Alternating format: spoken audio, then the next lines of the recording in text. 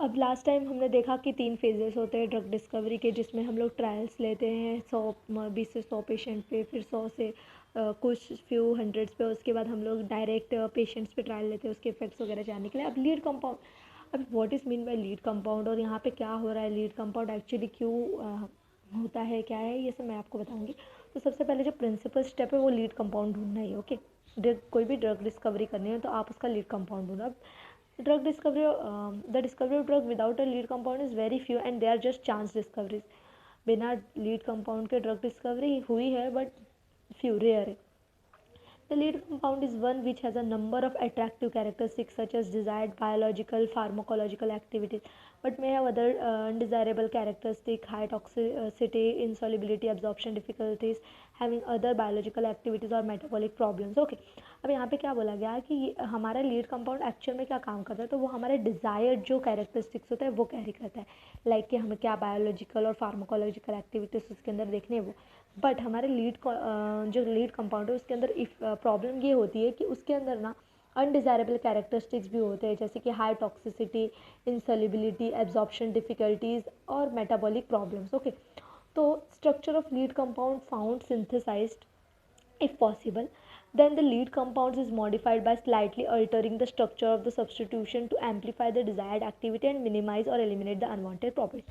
अब होता क्या है, तो हम जब लीड कंपाउंड लेते हैं हम उसको क्या करते हैं, उसकी जो प्रॉपर्टीज़ है उसको अल्टर करने के काम करते हैं, उसको मॉडिफाई करने के काम करते हैं। उसके अंदर हम क्या करते हैं, तो हम मिनिमाइज़ करते हैं उसके जो अनवांटेड प्रॉपर्टीज़ है, जो कि हमने अनवांटेड प्रॉपर्टीज़ पढ़ी थी, टॉक्सिसिटी, इंसॉल्युबिलिटी, ये सबको हम क्या करें, मिनिमाइज़ करने के काम करें, ठीक है। Thus a compound worthy of extensive biological, pharmacological and animal studies is identified। उसके बाद हम उसके आगे की प्रोसेस करते हैं, उसकी स्टडी करते हैं और this compound is obtained which is ready to final clinical trial and it is called as clinical drug. अब देखो, जो ड्रग क्लिनिकल ट्रायल के लिए जा रहा है हम उसको क्लिनिकल ड्रग बोलते हैं। फाइनली हमने सब उसके अंदर जो मिनिमाइज करा कैरेक्टरिस्टिक्स को, एलिमिनेट किया अनवांटेड कैरेक्टरिस्टिक को, उसके बाद हम क्या कर रहे हैं, हम उसको क्लिनिकल ट्रायल के लिए भेज रहे हैं, उसी को हम बोलते हैं clinical drug. Now, once Librium was discovered as a tranquilizer, it became the lead compound for the second generation analogs। Okay, तो लाइब्रियम जो है वो डिस्कवर हुआ था एज अ ट्रैंक्विलाइज़र, और वो हम as a second generation analogues, मतलब एज एनालॉग्स क्या होता है, तो जनरली एनालॉग्स क्या है, तो हमारे जो रिसेप्टर होते हैं उसमें जाके वो बाइंड करता है और ड्रग की जो इफ़ेक्ट्स होते हैं उसको दिखाने का काम करवाता है, लाइक। तो एनालॉग्स की तरह हम इसको आगे जाके यूज़ कर सकते हैं, जैसे वाइलम was derive from this which is almost 10 times more potent than the lead compound.